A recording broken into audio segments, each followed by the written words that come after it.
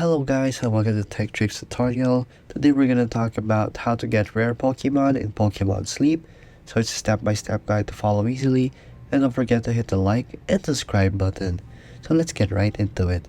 So here in Pokemon Sleep, to get the best Pokemon that you can ever find here, or the rare ones or the shiny ones, it's pretty simple. So the Pokemon Sleep player just needs to increase their chance of getting a shiny Pokemon by maximizing Snorlax drowsy power. So by doing that, all you have to do is sleep the 9 hours and then just let it be.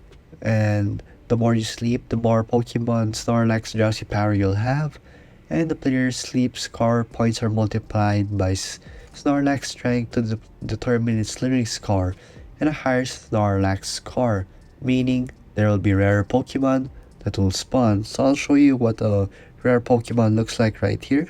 So this is what it looks like, and also this one.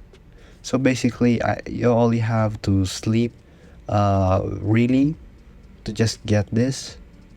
And there you go guys, that's just how you get rare Pokemon in Pokemon Sleep. And thank you for watching this video. See you again next time.